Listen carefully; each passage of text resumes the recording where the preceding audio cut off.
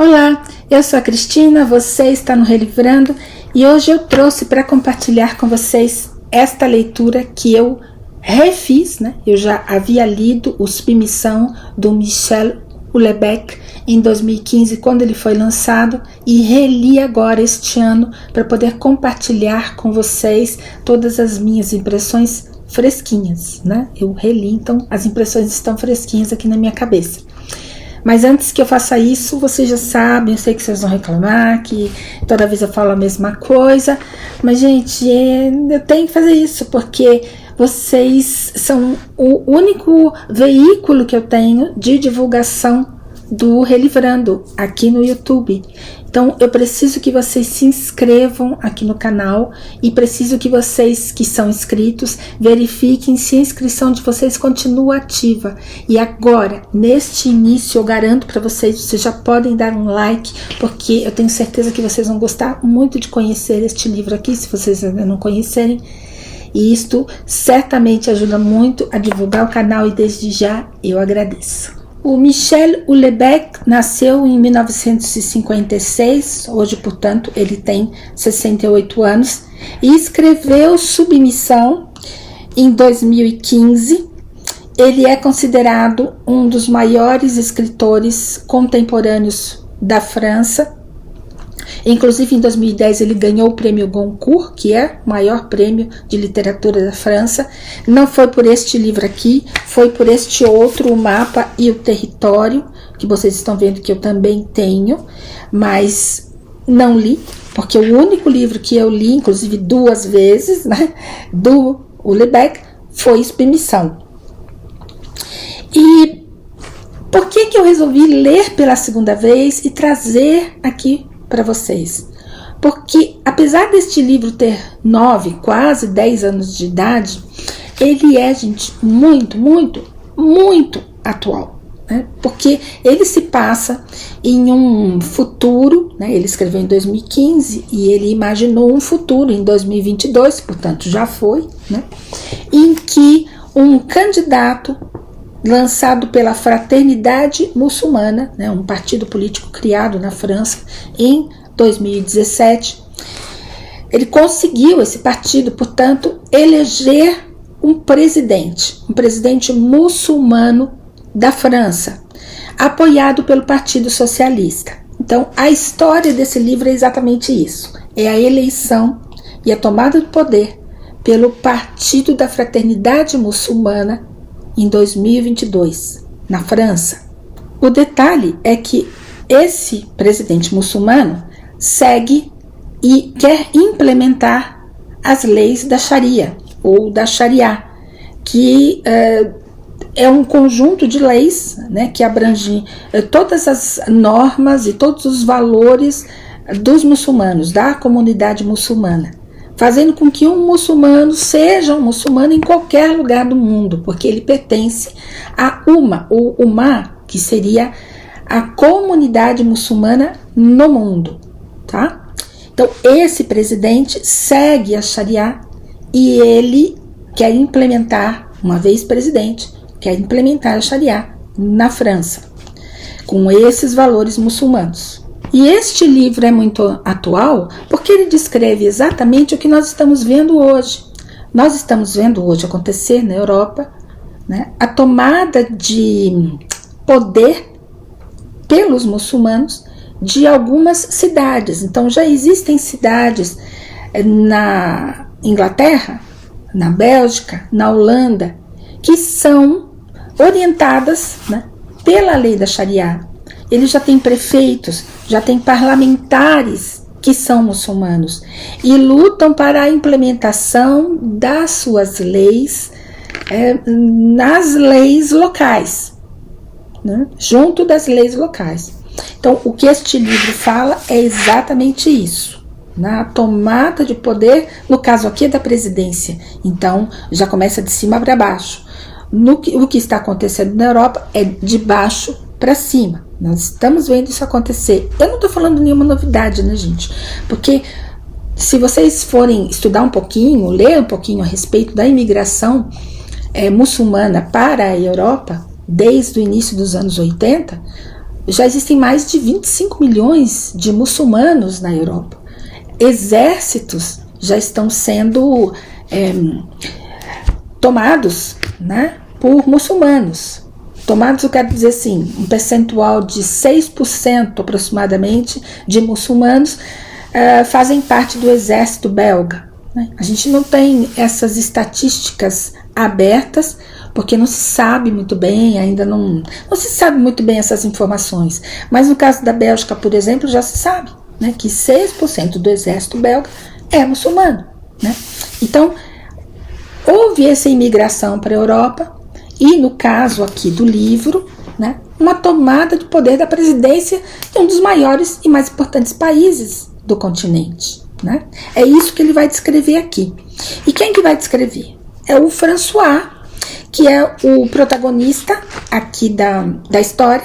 Quando esse protagonista, que é o François, que é um professor francês de literatura, professor adjunto da Universidade de Sorbonne, que tem aproximadamente 44 anos, quando esse protagonista nos conta essa história, né, da eleição de um presidente muçulmano na França, fica tudo muito plausível, inclusive porque ele utiliza personagens reais, políticos inclusive, contemporâneos franceses.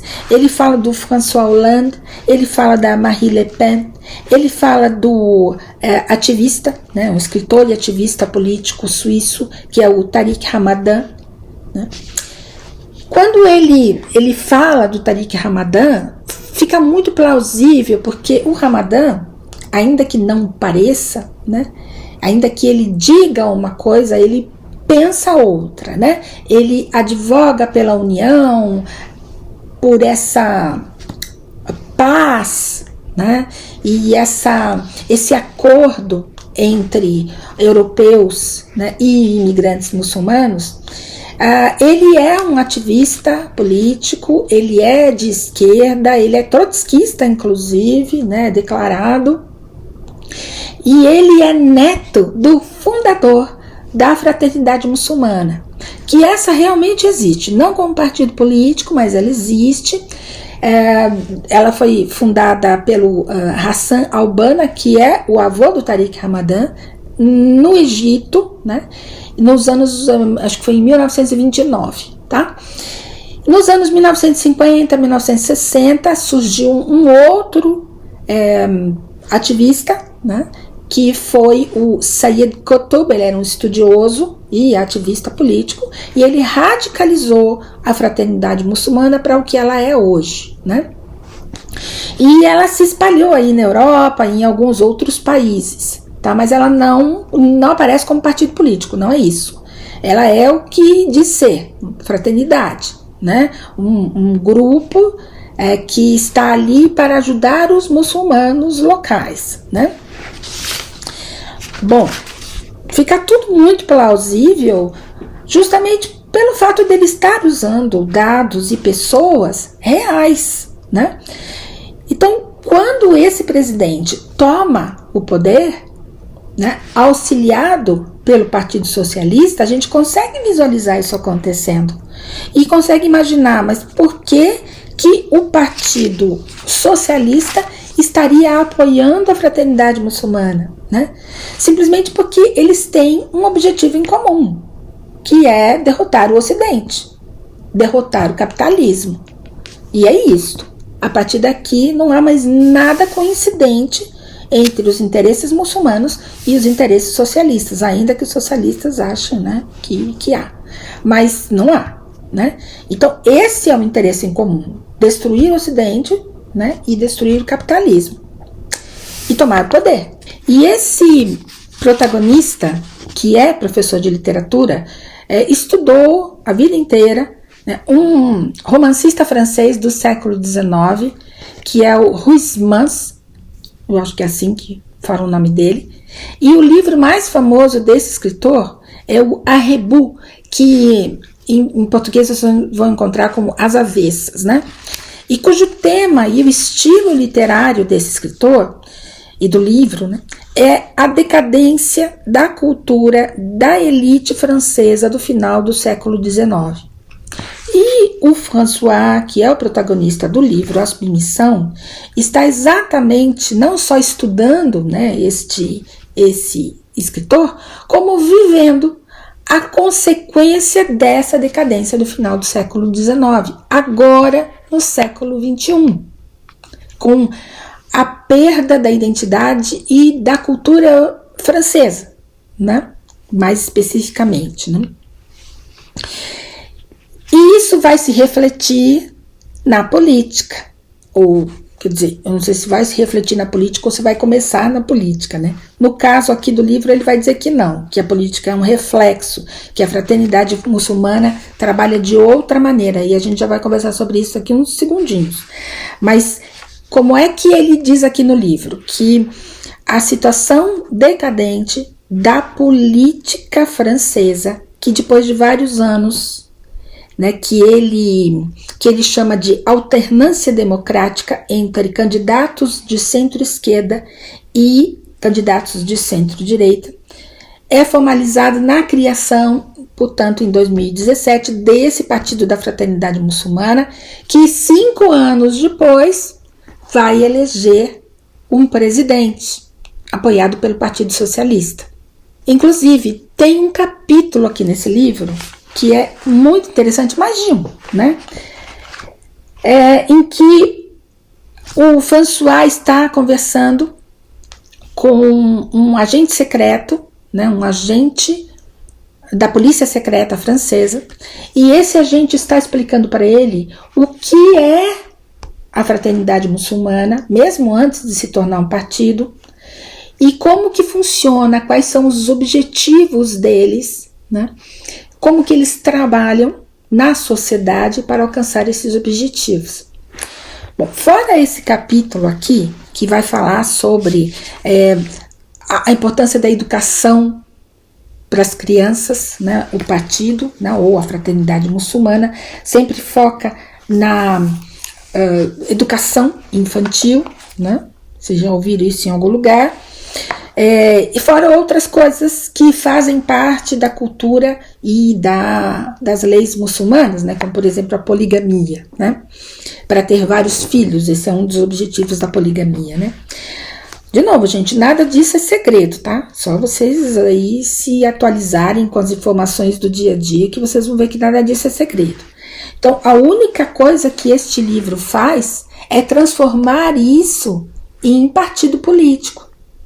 Né? Então, se vocês quiserem conhecer, por exemplo, um pouco mais sobre o que é a fraternidade muçulmana, eu indico este livro aqui, que é A Conquista do Ocidente, do Sylvain Besson, que é um jornalista francês. Ele escreveu esse livro aqui em 2018, e aqui ele vai descrever como começou, como se espalhou pela Europa e como age a fraternidade muçulmana.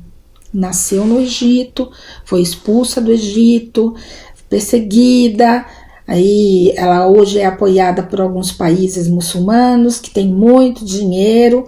E como é que a fraternidade age, ou irmandade, né, gente? Fraternidade ou irmandade muçulmana, vocês vão encontrar com esses dois nomes. Como é que essa fraternidade age na Europa, tá? Com esses imigrantes muçulmanos, tá? Então esse aqui é uma excelente dica de livro para poder entender um pouco mais do que ele fala aqui sobre essa fraternidade muçulmana. Então, quando ele fala, por exemplo, que a fraternidade visa a educação das crianças, mas não só. Então, por exemplo, entre 1986 e 2021, isso são dados reais, né?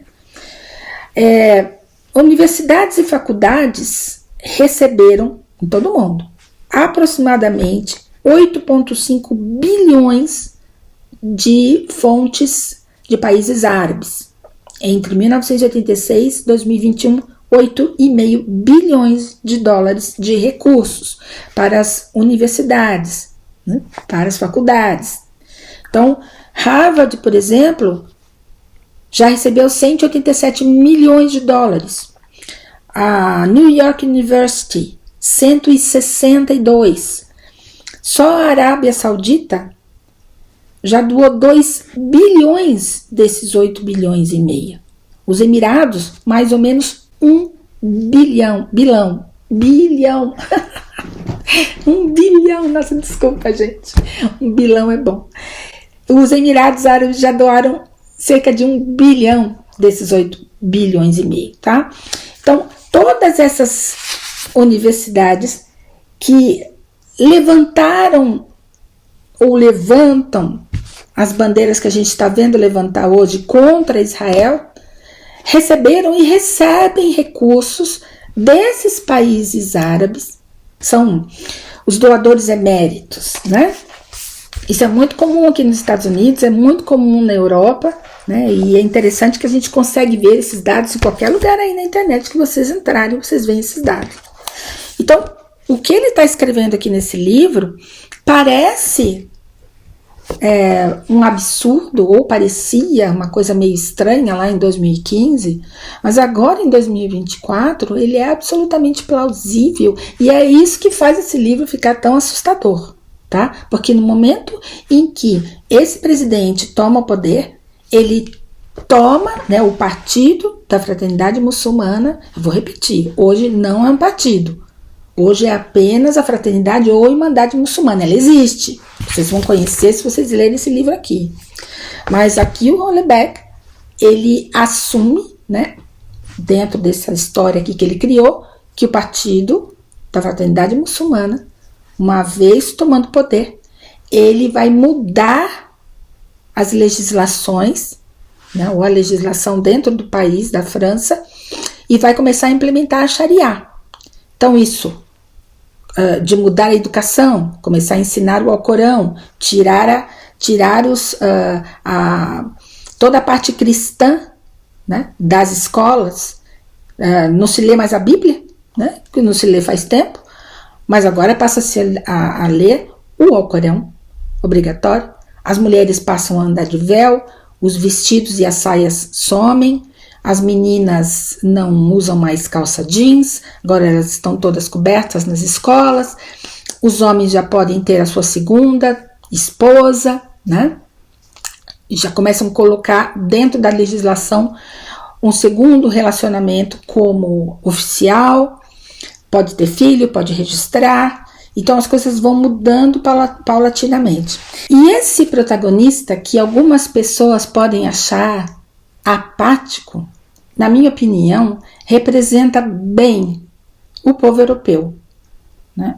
Representa bem o povo que recebeu esses imigrantes com alguma indiferença, né? Achando que eram simplesmente imigrantes e que iriam se aculturar, iriam entrar na cultura europeia, iriam abraçar a cultura para a qual eles estavam imigrando, o que não aconteceu e o que não acontece, né, hoje ainda.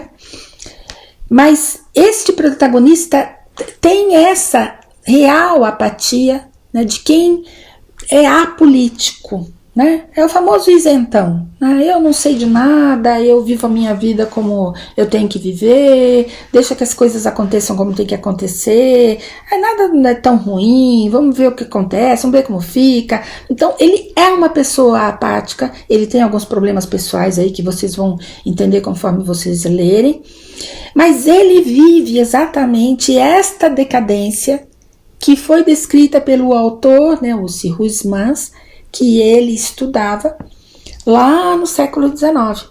E quando vocês forem ler um livro de não ficção escrito por esse jornalista aqui, ele também tem a opinião dele, né? Então tudo começa na educação, tanto nesse livro de ficção quanto nesse livro de não ficção.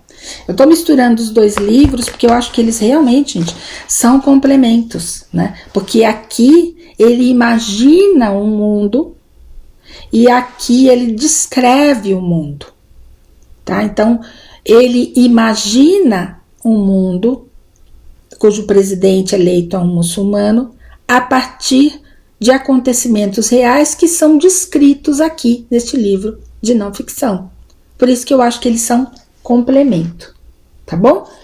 Eu espero não ter deixado esse vídeo muito confuso porque este assunto realmente é confuso. Eu acho que quando vocês lerem, se vocês não souberem nada sobre o Islã, talvez fique um pouco confuso, mas a gente sempre pode conversar a respeito. Se vocês tiverem dúvidas, vocês podem perguntar aqui nos comentários, sem problema nenhum, a gente conversa a respeito. Se eu não puder responder aí nos comentários, a gente conversa no privado, tá bom? É só me chamar, certo?